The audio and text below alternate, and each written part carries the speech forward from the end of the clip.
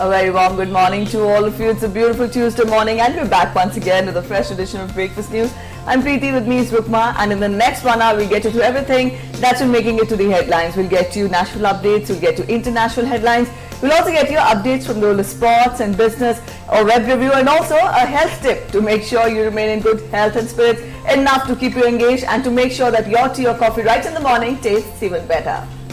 And well, it's a power-packed news day today on Tuesday morning here on Breakfast News. As far as national news is concerned, following the Prime Minister, as he will be holding a very important virtual meet with the Finland head of state. And also, we'll be taking you through all the updates as election fever grips 4 states and the Union Territory of Puducherry. All that plus the COVID updates from India and across the world, and sports, as well as news on health. But first, here are the headlines. Prime Minister Narendra Modi to hold virtual summit with Prime Minister of Finland, Sanna Marin. The summit will provide a blueprint for future expansion and diversification of India-Finland partnership.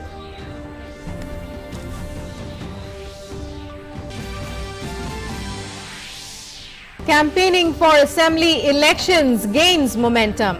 BJP President JP Nadda, UP CM Yogi Adityanath spearhead campaign for BJP in West Bengal. Mamata Banerjee to hold a public rally in Bankura district today.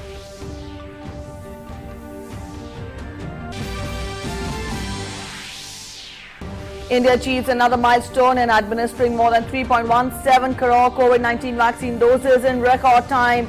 The country's COVID-19 recovery rate reached 96.68%, with total recovery of more than 17,000 patients in the last 24 hours.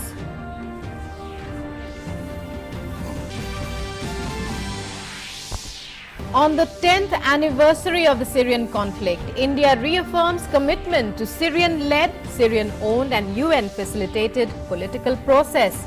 Says no military solution to Syrian conflict, calling for constructive international diplomacy to bridge existing divides.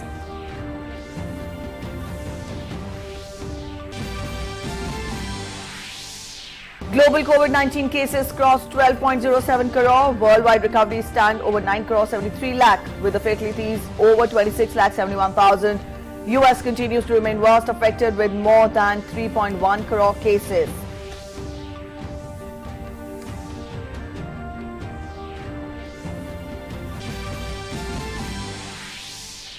British Prime Minister Boris Johnson to visit India at the end of April as part of policy tilt.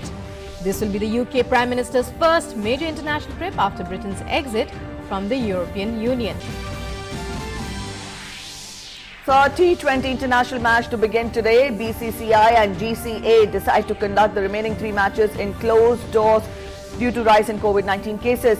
Say will return the full amount to the spectators.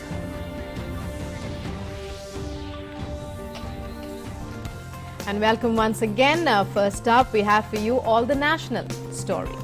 Yes, Prime Minister Narendra Modi will hold virtual summit with Prime Minister of Finland, Sanna Marin, today. India and Finland enjoy warm and friendly relations based on shared values of democracy, freedom and rules-based international order. During the summit, the 2 leaders will cover the entire spectrum of bilateral relationship and will also exchange views on regional and global issues of mutual interest. The virtual summit will provide a blueprint for future expansion and diversification of India-Finland partnership. Both sides also have the ongoing collaboration in the joint development of a quantum computer using artificial intelligence to address societal changes.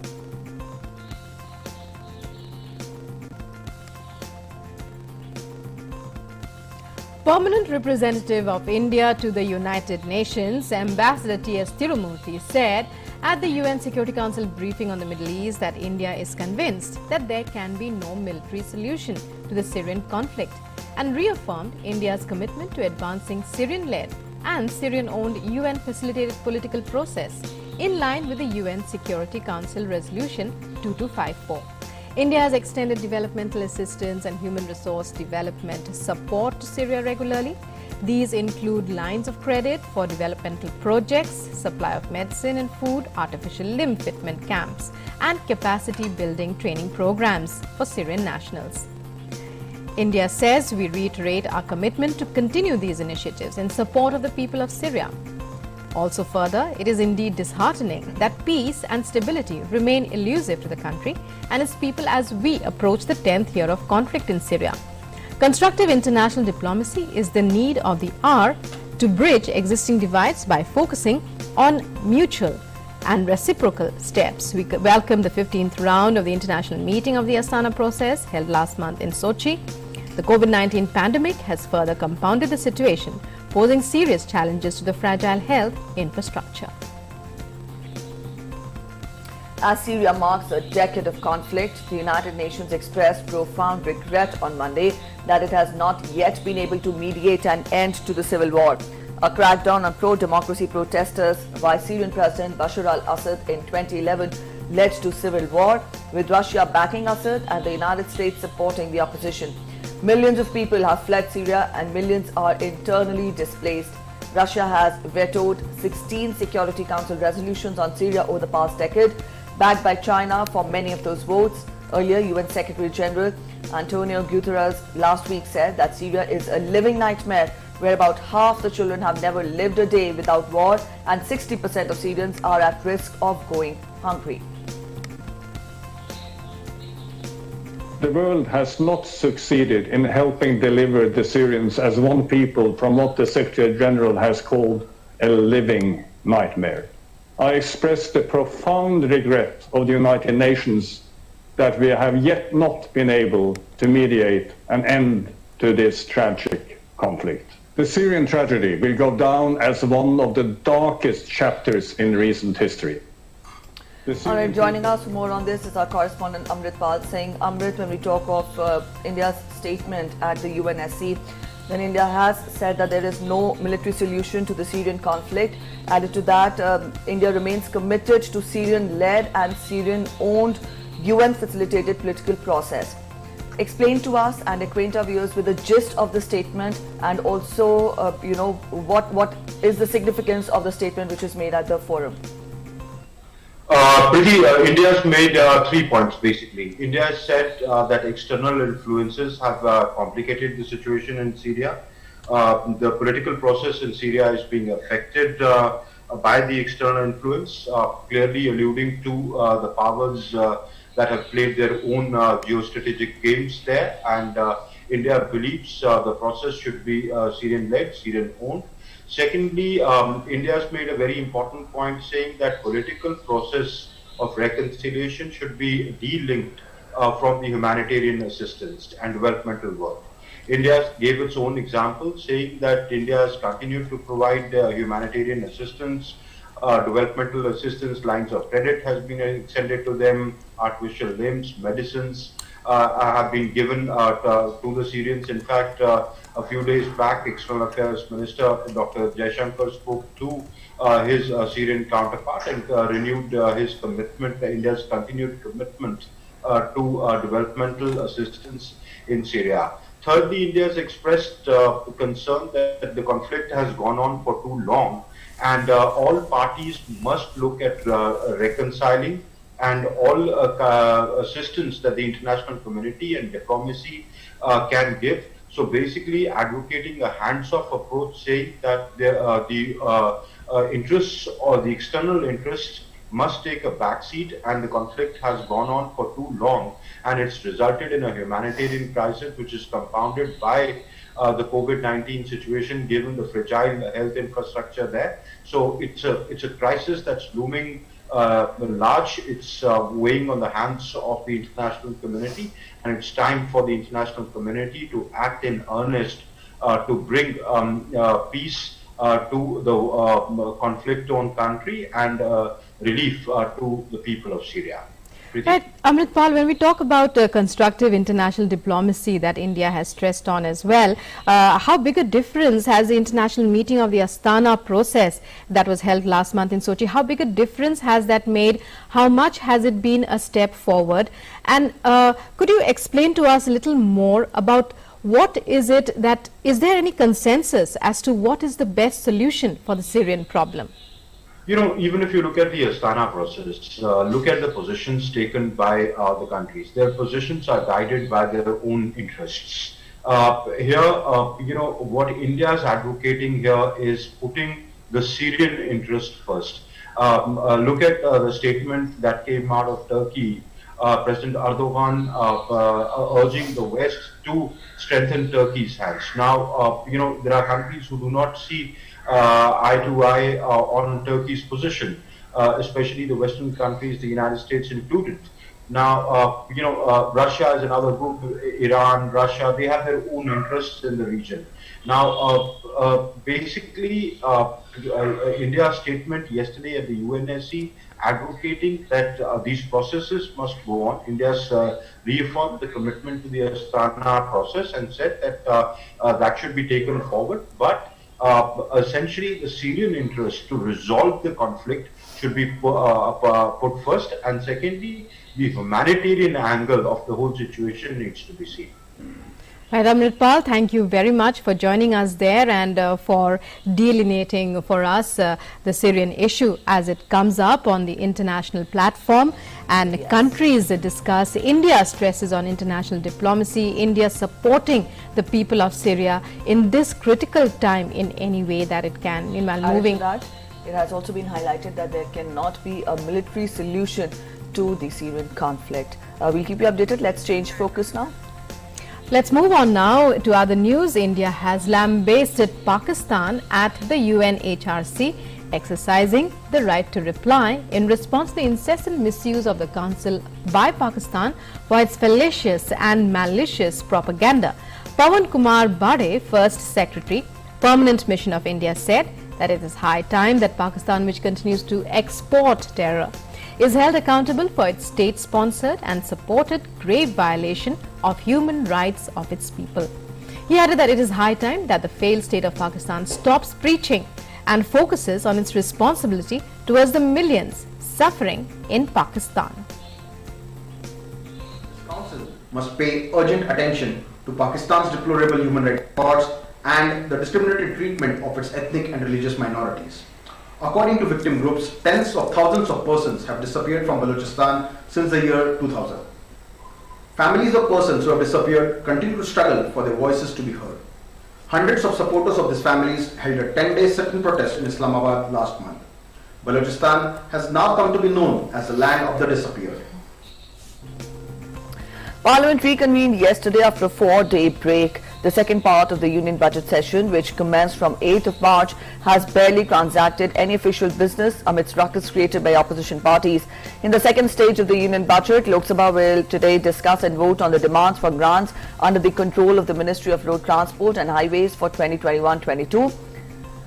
Union Minister Thawarchand Gehlot was to move the Constitution Scheduled Caste Order Amendment Bill 2021 today in Lok Sabha to amend the Constitution Scheduled Castes Order 1950 to modify the list of scheduled castes in the states of Tamil Nadu to be taken into consideration. In Rajya Sabha, Dr. Harshvardhan, Union Minister for Health and Family Welfare, will move the Medical Termination of Pregnancy Amendment Bill 2020 for consideration and passage, and also the National Commission for Allied and Health Care Professionals Bill 2020 for consideration and passage. The working of Jal Shakti Ministry will be discussed today, and the reply will be given by the Minister. And joining us now is our correspondent Vishal Baristo for more on what we can expect in Parliament today. Vishal, well, a disappointing start as far as the second budget session is second portion of the budget session is concerned.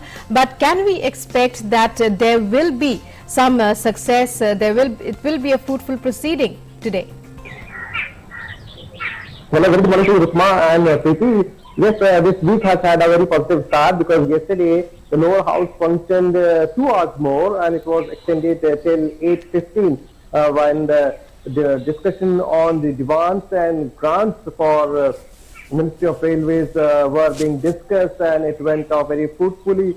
Let me tell you that before I answer to your question, let me inform our viewers that today is an important day because the President of the Inter-Parliamentary Union, Mr. D. Pashiko is here in Delhi on a week-long visit on the invitation of Indian Parliament, and he would be addressing a joint group of parliamentarians in the Parliament House. So it's going to be a very important day. Let me tell you that IPU was formed in the late 19th century, and India is a member, active member of the IPU. And since India became independent, and IPU propagates, champions the cause of democracy across the world, and also important issues like gender equality and climate change. So this is going to be a very important day. And Mr. Pashiko yesterday was welcomed by the Speaker of the Lok Sabha and also Chairman of the Rajya Sabha, and Mr. Pashiko also witnessed the proceedings of the upper house, where he was welcomed by Chairman M. Venkaiah Naidu. As far as the proceedings are concerned, you've already informed our viewers. Today is also going to be another important day, because yesterday we saw the Minister of External Affairs making an important announcement that India is not going to tolerate any issue that comes against an Indian. Remember, an Indian student was cyberbullied in Oxford University. And also he made a statement as to how the Indian government is very much concerned about Indians settled abroad, whether NRIs or people of Indian origin. And that was a very important statement as far as with regard to rather the COVID situation. And Indian government is already in contact with the Middle East countries, especially UAE, Saudi Arab and Oman, and the Minister of External Affairs on the instructions of the Indian Prime Minister had made a personal visit to these countries, that also when COVID was very high across the world, to tell the governments, partner governments, how to look for the employment of the Indian people who are settled there. So it's going to be another important day, and we all look forward to very, very fruitful discussions, because last time we had not a very good week, but this time we had a very positive start from Monday. Rukma and Preeti. All right, Vishal, also when we talk of the proceedings yesterday, then Lok Sabha witnessed intense protest by the opposition again, and also we've seen that ever since the second session of the budget session began, the opposition has been hell-bent on creating ruckus in both the houses. Now, when we talk of smooth functioning of the parliament, the onus in fact also lies on the opposition. So you've been covering parliament proceedings. I want you to elaborate more as to how do you gauge the temperament of the opposition in the coming days ahead, because not much business has been transacted when we talk of the budget session this year. Well, Preeti, let us not forget that we are having elections in 4 states and 1 union territory. So the reflection of these elections can also be seen in the parliament, because as the treasury benches in the lower house have been accusing opposition of trying to seek attention. So that was quite expected on the lines. First it was the farmer issue, then came up the fuel prices issue. Let me tell you that yesterday the MOS Finance made a statement in the House saying that the government is not considering to bring the fuel that includes petrol, diesel, the aviation fuel, and also the natural gas to bring under the purview of the GST. At the same time, he also appealed to the states to bring down the taxes, to cut down the taxes, and he said that it has to be a dual process, because the center and the state will have to work together to give relief to the common man. So we should all understand that we are all part of the largest democracy in the world, and we should all work together. So the opposition's concern about the fuel prices was taken care of yesterday, and at the same time, when it comes to the farmer issue, the government has made it time and again made it very clear that it has all ears for the farmers. But because of the elections, the opposition is trying to catch the attention. That is what the treasury benches of the lower house and also the MPs from the government side have been accusing.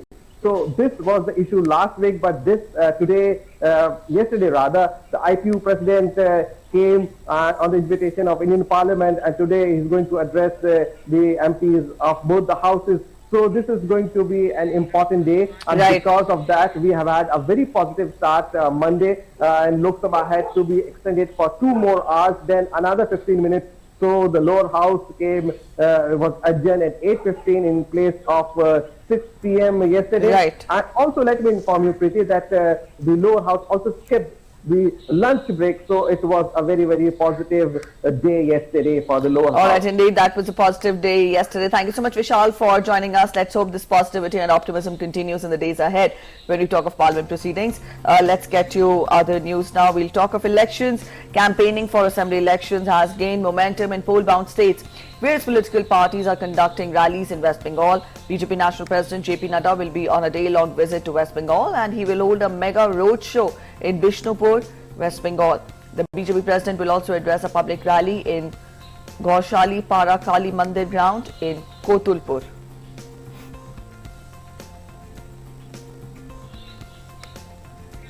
BJP leader and Uttar Pradesh Chief Minister Yogi Adityanath spearheading the campaign for BJP in West Bengal. He will be campaigning in Bankura. TMC Chief Mamata Banerjee will hold a public rally in Bankura district as well.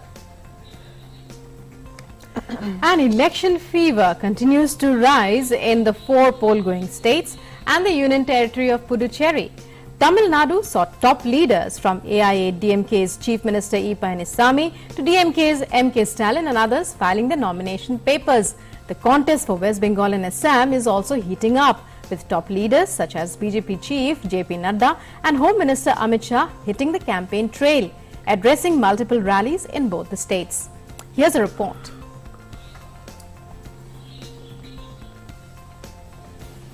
As election dates for the first phase of assembly polls draw near, parties are resorting to roadshows, rallies and door-to-door campaigns to woo voters. On Monday, BJP star campaigners addressed rallies in West Bengal and Assam. Amit Shah hit the campaign trail in Jhargram, while JP Nadda was in Lakhimpur and Nagaon. Union Minister Amit Shah held a virtual rally in Jhargram. Addressing the gathering, he said, TMC over the last decade has indulged in corruption and extortion. He has encouraged political violence as well as insurgency.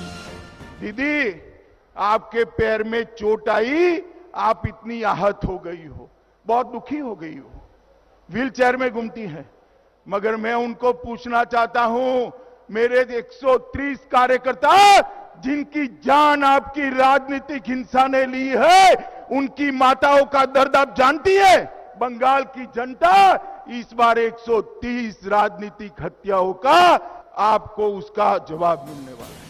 Shah also slammed the Trinamool Congress over its 10 years of misrule.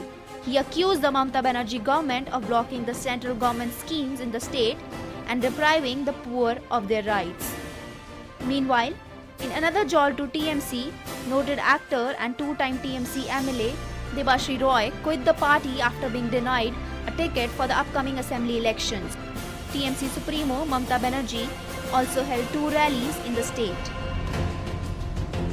Assembly elections in Assam for 120 seats will be held in 3 phases starting from 27th of March. Union Home Minister Amit Shah and BJP National President JP Nadda addressed several rallies in the state. धीरे-धीरे कर पूरे आसाम को आतंकवाद मुक्त बनाने का मोदी जी का सपना है, वो हमने लगभग 5 साल के अंदर भी पूरा किया है और छोटी मोटी जो कसर बाकी है, मुझे तो भरोसा है भारतीय जनता पार्टी की सरकार बनने वाली है. जो कसर बाकी है पहले ही साल में समाप्त कर आसाम को आतंकवाद मुक्त आसाम बनाने का काम ये भारतीय जनता पार्टी की सरकार. BJP leaders have converged on the state of Assam to campaign for the party candidates. Congress के पास एक ही गारंटी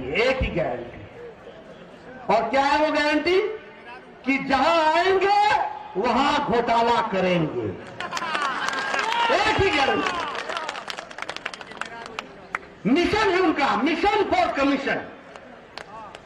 उनको कमीशन चाहिए, कमीशन, और हमको मिशन चाहिए. उन्होंने 7 साल लोगों को बरगलाया है, लोगों को दिक्कत में डाला है, लोगों की सेवा नहीं की है, और इसीलिए 60 साल बाद हमें गड्ढे भरने पड़ते हैं।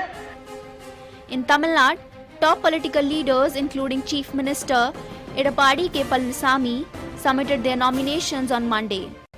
DMK leader M.K. Stalin, AMMK's TTV Dinakaran, and MNM leader Kamal Hassan also filed their nominations. Meanwhile, in Kerala, Chief Minister Pinarayi Vijayan filed his nomination as CPIM candidate from Dharmadam constituency. Bureau Report, DD India. India has crossed another important milestone in its fight against COVID-19 pandemic. In the world's largest vaccination program, the cumulative number of COVID-19 vaccine doses administered in the country has crossed 3.17 crore in record time. A total of 3 crore 17,71,661 vaccine doses have been given so far. A total of 18,63,623 vaccine doses were given on Monday. That is the 59th day of nationwide COVID-19 vaccination. And a Delhi court awarded the death penalty to convict R.S. Khan, allegedly associated with Indian Mujahideen, for the murder of Inspector Mohan Chand Sharma in the 2008 Butler House encounter case. Calling the matter a rarest of rare case, the additional sessions judge said there was no manner of doubt that Khan was responsible for the murder of Inspector Mohan Chand Sharma. The court also imposed a fine of 11 lakh rupees. R.S. Khan, who had fled from the spot during the 2008 Butler House encounter in South Delhi, was arrested by Delhi police in 2018. Union Information and Broadcasting Minister Prakash Javadekar has said that Delhi court's verdict on Butler House encounter thoroughly exposes the terrorist sympathizers and doubters lobby in the country. Javadekar said that now Sonia Gandhi, Mamata Banerjee, Arvind Kejriwal, who raised questions on the integrity of our police forces, must apologize to the nation. आतंकवादियों के खिलाफ police ने जो बहादुर कार्रवाई की, आज उसका नतीजा आया और सजा मौत मिली है। देश भर में यही संदेश है कि आतंकवाद की यही सजा होगी। लेकिन मुझे सवाल पूछना है, सोनिया जी, अरविंद केजरीवाल, ममता बनर्जी, दिग्विजय सिंह, सब लोगों ने पुलिस के कार्रवाई पर ही सवालिया निशान उठाए थे और आतंकवादियों का एक तरह से पक्ष लिया था। आज हम पूछना चाहते हैं और उन्होंने मांग करते हैं कि उनको आज देश से माफी मांगनी चाहिए। And time now for our next segment, in which we bring you news from across the world. Yes.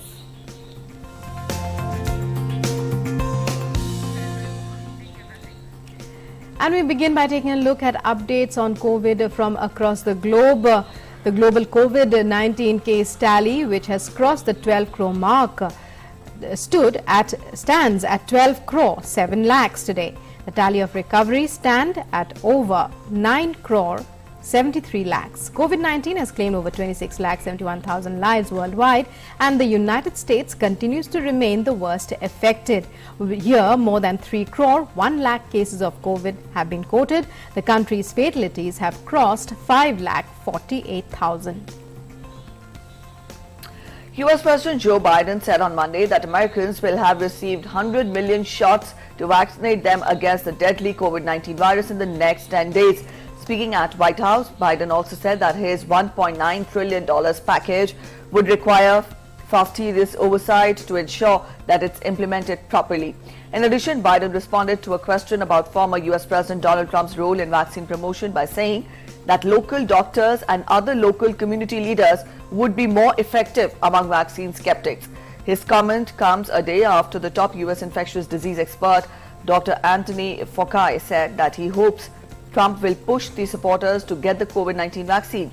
The other living former US presidents, Barack Obama, George W. Bush, Bill Clinton and Jimmy Carter, are set to appear in 2 public service announcements for the COVID-19 vaccine alongside with their wives without Donald Trump.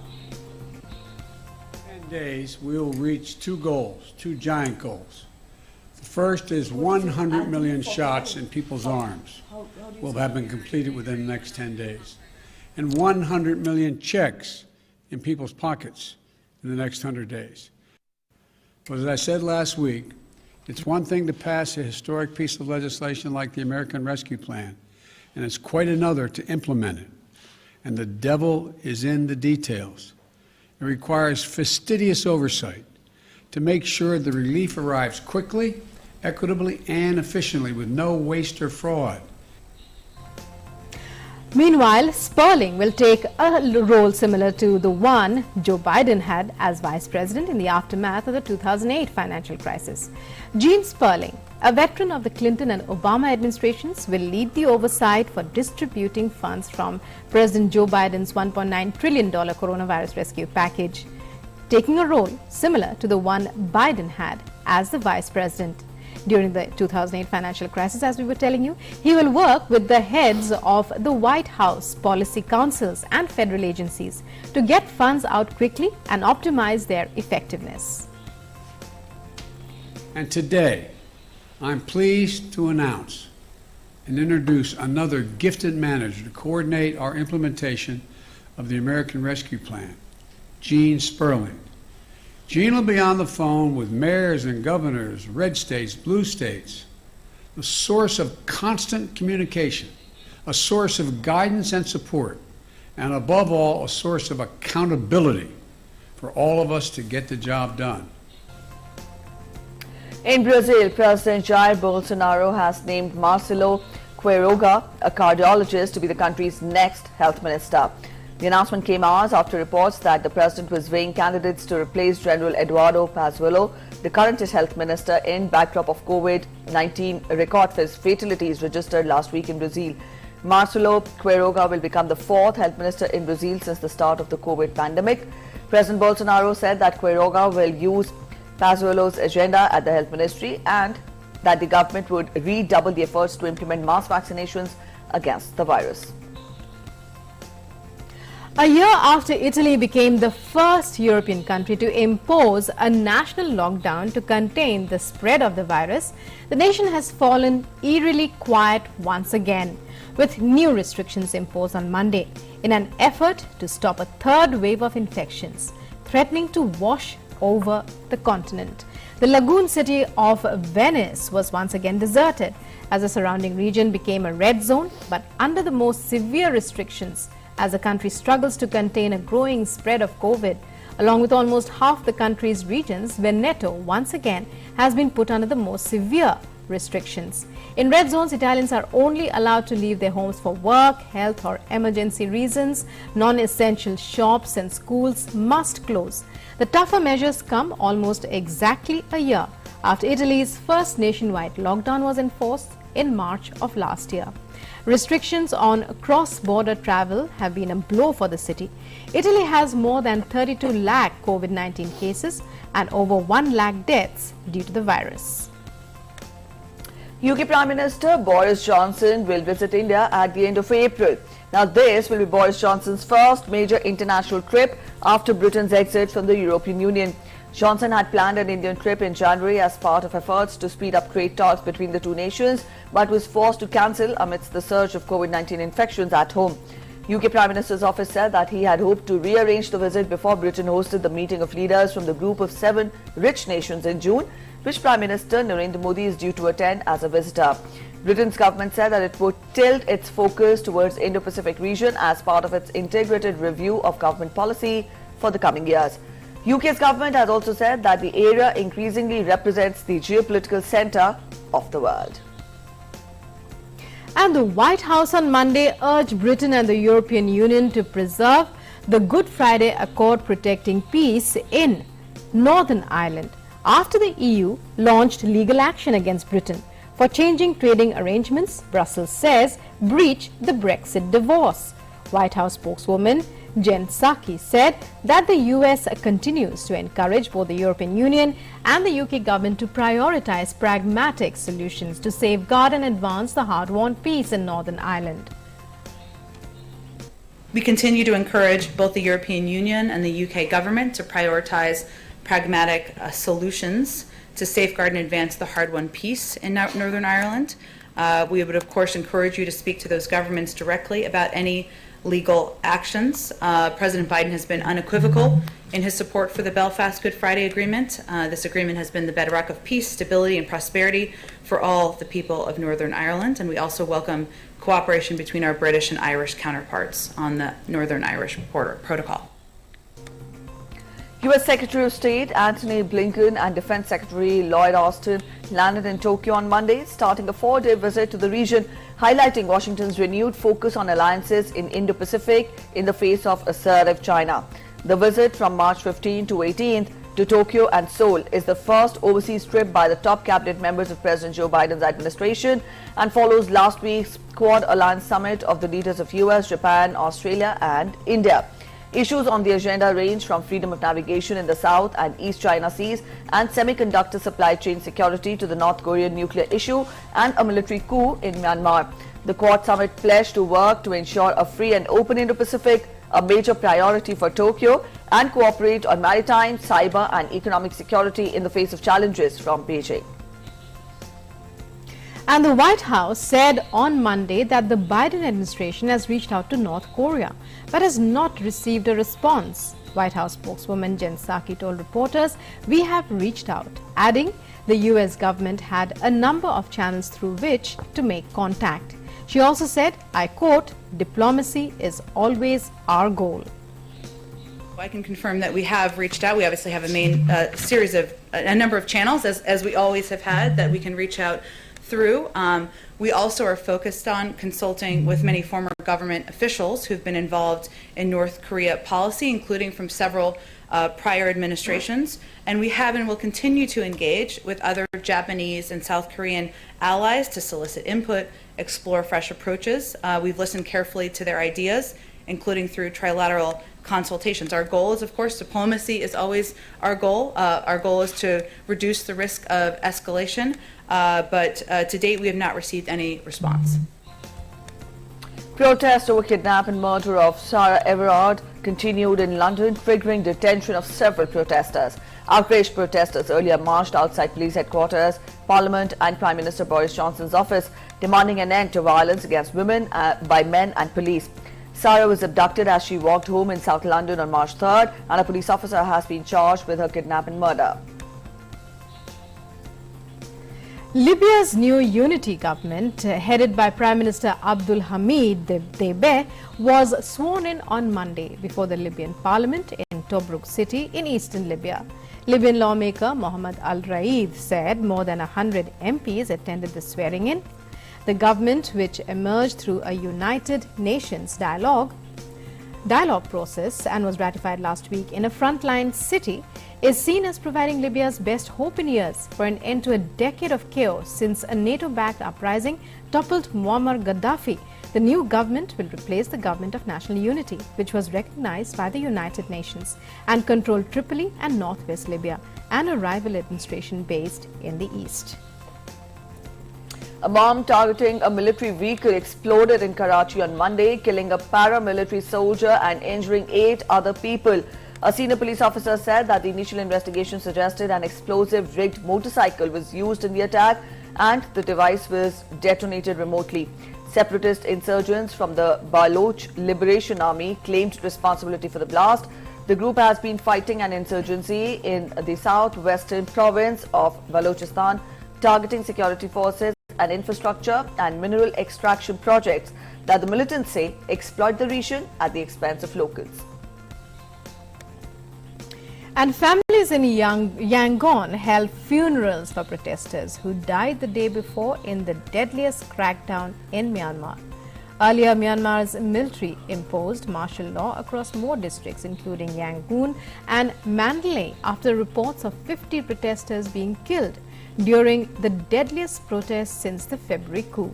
Security personnel opened fire on protesters in various locations in the country. Most of the deaths were reported in Yangon.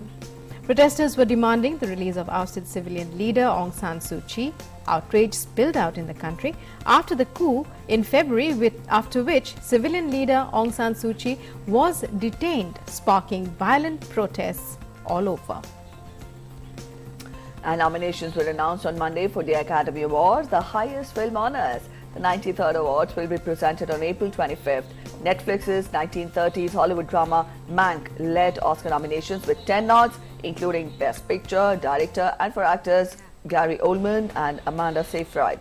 Also, other Best Picture nods went to dementia drama The Father, Black Panther Story, Judas and the Black Messiah, Korean language drama Minari, Nomadland, Me Too Revenge Tale, Promising Young Woman, deaf drama Sound of Metal, and 1960s Vietnam War courtroom drama The Trial of the Chicago 7, all of which got 6 nods in total. Netflix led all the studios with 35 nods after a year in which COVID-19 pandemic saw movie studios delay scores of new releases or send them to streaming platforms. Another round which also won nomination in the Best Director category, in fact, was the opening movie at the International Film Festival of India in January in Goa.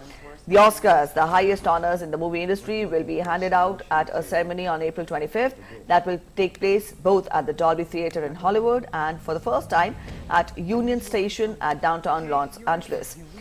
The form of the ceremony has not yet been announced. Director Chloe Zhao, who was born in China, nabbed one of the 5 Best Director nods for Nomadland, the Searchlight Pictures release about modern van dwellers in the United States. British director Emerald Fennell was also nominated for Promising Young Woman. Lead actors picking up nominations included a first Oscar nod for the late Chadwick Boseman for his last film, Ma Rainey's Black Bottom. Previous winners Frances McDormand and Viola Davis, and Britain's Carey Mulligan, Vanessa Kirby, Riz Ahmed and Anthony Hopkins. South Korean actress Yoo Jung-yoon, who plays a supporting role as a Canton-Chris grandmother in Minari, became the first Korean actress to get an Oscar nod. Fellow cast member Steven Yeun and director Lee Isaac Chung also got nods for the moving story of an immigrant Korean family trying to make a living in the United States in the 1980s. And time now for the web review, in which we are joined by our colleague to tell us about what's trending on the World Wide Web.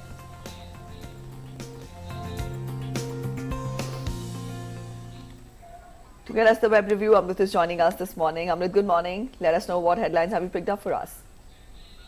Good morning, Priti and Rukma. Apart from what you guys have already put out on the show, I've chosen the Times of India's news report, which says Army recruitment scam, CBI books 6 lieutenant colonel ranked officers and others carries out searches.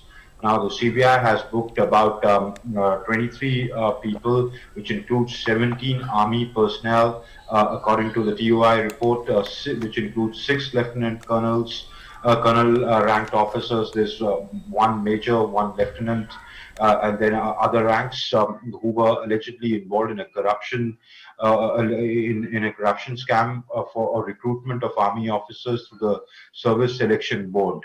Now, the agency acted on a complaint of from Brigadier Vigilance V.K. Purohit, alleging that these officers were running a huge racket and they were accepting bribes for clearance of review medical exam of temporarily rejected officer candidates at the base hospital in the Delhi cantonment. So that's big news. The other news which the Money Control has printed, COVID-19 vaccination based on profession is not in national interest and amounts to discrimination. This is what the government told the Supreme Court yesterday. The central government marked its opposition to a plea filed before the Supreme Court seeking inclusions of lawyers, judges and court staff in giving COVID-19 vaccination priority. But the government opposed it, saying that this is not in national interest and this is discriminatory, selecting a class or a section of population based on their profession amounts to discrimination. And so that was the government's view. This petition was admitted by the top court last month. This bench was headed by Chief Justice of India, S.A. Bobde, and the court will now take a view on where it wants to take this petition. The Quint has published a story saying, in a landmark win, the Kerala High Court allows transgender women to join NCC. Now, yesterday the Kerala High Court ruled that a 21-year-old transgender woman can enroll herself in the National Cadet Corps. This lady had challenged the decision of the NCC to exclude her from the women's wing of the Corps. The judgment said that a transgender person is entitled to be admitted into NCC in accordance with her self-perceived gender identity. The NCC was opposing it, saying that this is her self-perceived perceived identity. She's not established as a woman, therefore she cannot join the woman wing. In other words, this lady who identifies herself as a woman can now be inducted into the female wing of the NCC. The other story that the Indian Express has printed, the Catholic Church cannot bless same-sex unions, Vatican. Now the Vatican has taken its old position that, it does not approve of homosexual marriage. The Vatican on Monday said that priests and other Catholic Church ministers cannot bless same-sex unions, and such blessings are not licit if carried out. Now, this is their doctrinal position for a very long time, and Pope Francis has also approved the response, saying that it's not intended to be a form of unjust discrimination, but it's rather a reminder of the truth of liturgical right. So this is liturgy being practiced as per the church. So that's what's made it to the web portals and the newspapers this morning. Back to you, Preeti, in the front. All right. Thank you so much, Amrit, for joining in with that web review this morning. And up next, let's head with business. Let's move forward with business news in our segment BizBuzz.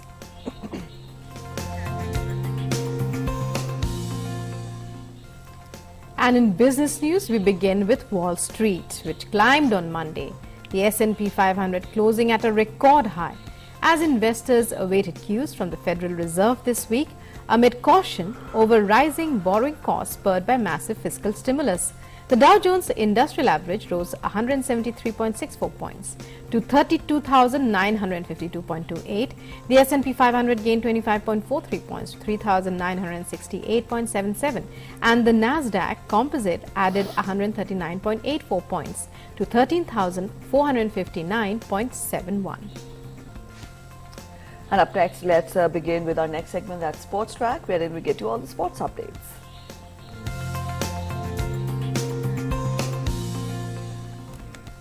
The third T20 international between India and England will begin today. The BCCI and Gujarat Cricket Association have decided to conduct the remaining 3 matches in closed doors. All those who have already bought the tickets would be issued a refund. Chief Minister of Gujarat, Vijay Rupani, has tweeted, and I quote him, "The decision taken by BCCI and GCA Motera not to allow spectators in the ongoing T20 matches is a very prudent step. It will surely help strengthening our fight against COVID-19. I thank Jay Shah and other office bearers of GCA Motera for taking this decision." Also, India made a roaring comeback against England to level the 5-match series, 1 each. India regrouped quickly after the defeat in the first T20 international and played a well-calculated game to defeat England. India will be glad to see the effect made by debutant Ishan Kishan, who played a forceful 50 as opener and gave the host a blistering start to chase the 165 total set by the opponents. Kohli remained not out on 73. India would look to continue its winning run in the 5-match T20 international series when Virat Kohli-led side takes on England cricket team in the third T20 at Ahmedabad on Tuesday. The men in blue made a roaring comeback in the second T20 match and defeated England by 7 wickets to level the series. However, KL Rahul's form at the top of the batting is still a concern for the team, and he may get dropped from the India playing 11 for the third T20.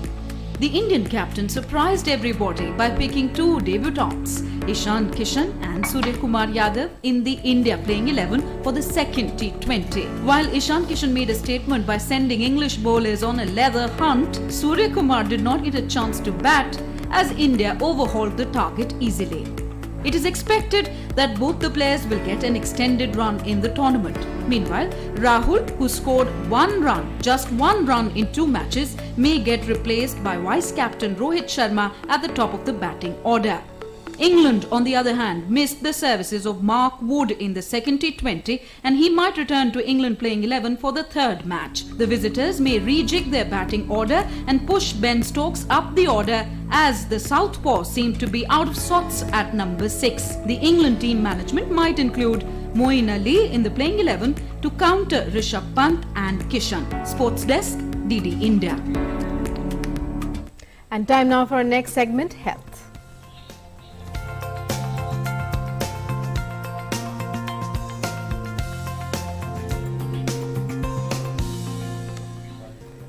Many people experience pain in the ear after air travel. Why does this happen and how can it be managed? We tell you more in this report. Pain in the ear during the flight is a condition that many people experience. Airplane ear is the stress exerted on the eardrum and other middle ear tissues when the air pressure in the middle ear and the air pressure in the environment are out of balance. These fast changes in altitude causes air pressure changes and trigger airplane ear. After a flight, when we land, we have terrible pain in the ear and for days we may not be able to hear that well. This happens more so if during the flight or before the flight we have some upper respiratory infection and our nose is blocked and we have either allergies or some infection in the nose and the upper respiratory tract. So while the flight is taking up, there is a blockage in the ear, but it increases much more when it is descending. And if you see the tympanic membrane of the people who have landed at the arrival lounge, you will find a lot of fluid behind their tympanic membrane and the bubbles in it, and they are not able to hear, especially so those people who have got some upper respiratory tract infection. This usually goes away after some time, but it may require some little intervention in the form of some drops, nasal drops. Airplane ear can occur in one or both ears. If airplane ear is severe or lasts for more than few hours, attention is required. Some people may also experience a minor case of barotrauma while riding an elevator in a tall building or driving in the mountains. If you have any upper respiratory infection or your nose is blocked and you have to take flight, then put some nasal decongestant drops which are available in the market 15 minutes before the flight takes off and 15 minutes before the flight is going to land. This will help you.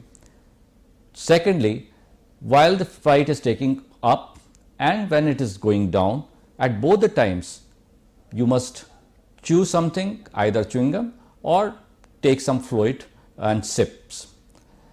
You will find that most of the time you must have seen that most of the children, you can count the number of children because they are all crying when the flight is landing. They have terrible pain in the ear.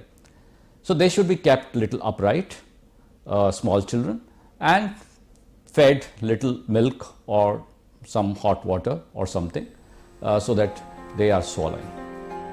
Usually, self-care steps can prevent or correct the differences in the air pressure and improve airplane ear symptoms. However, a severe case of airplane ear may need to be treated by an ENT specialist. Kiran Bhardwaj, DD News. So that was the health tip of the day. Up next, we get to events which made this day special in history.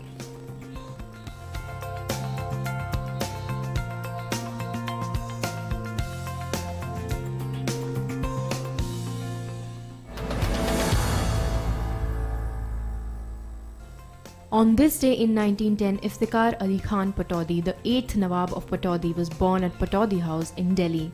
He was the captain of the India national cricket team for the tour to England in 1946. 1. Amarjeevi Sri Potti Sri Ramulu, an Indian revolutionary, was born in Madras. Sri Ramulu is revered as Amarjeevi, meaning immortal being, in the Andhra region for his self-sacrifice for the Andhra cause.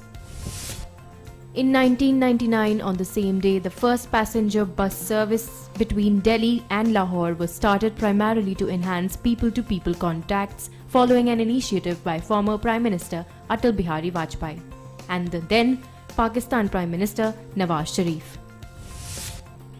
On this day in 2012, Indian batsman Sachin Tendulkar became the first cricketer to score 100 international centuries by compiling a ton in a one-day defeat against Bangladesh in Dhaka. At a World Cup match in St. Kitts in 2007, Herschelle Gibbs became the first batsman to smack 6 sixes in an over in international cricket. The venue was Warner Park, one of the smallest grounds on the international circuit. And time now to take a look at the weather report and the weather forecast.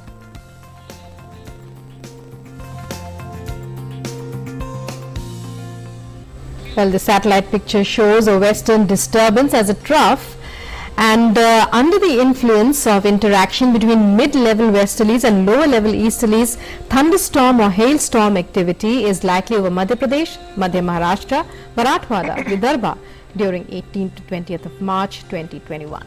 Also, a fresh western disturbance is likely to affect the northwest India from the night of 20th March, and because of this, a fresh spell of precipitation is likely to start over western Himalaya region and adjoining plains from 20th onwards. Also, no heat wave is likely over the country during the next 5 days, except over Saurashtra and Kutch, where heat wave conditions are likely today. Meanwhile, maximum temperature departures as on the 15th of March were above normal. At many places over Uttarakhand and at a few places over Himachal Pradesh, appreciably above normal. At many places over western Rajasthan and Saurashtra and Kutch. At a few places over Arunachal Pradesh and at isolated places over Assam and Meghalaya and Nagaland, Manipur, Mizoram and Tripura. And now we take a look at temperatures across major cities of the country.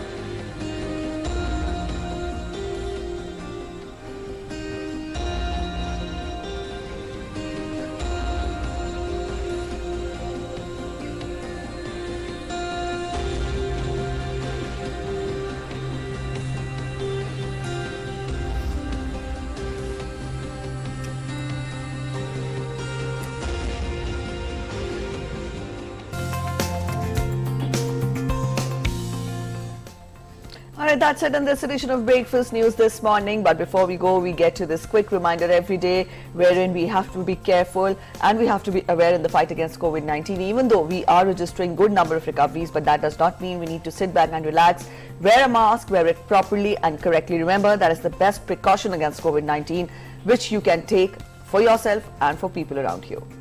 And as always, we leave you with some visuals to make your day all that much better as you set out. Today it is these orchards from Spain which have suddenly bloomed with the coming of spring. It's the 16th of March today. Spring is in the air across the world and in Spain as well. And these blooms, it is being said, spread over 8,500 hectares, are anything to rival the cherry blossom in Japan. Take a look and enjoy. Have an equally beautiful day ahead. Bye-bye.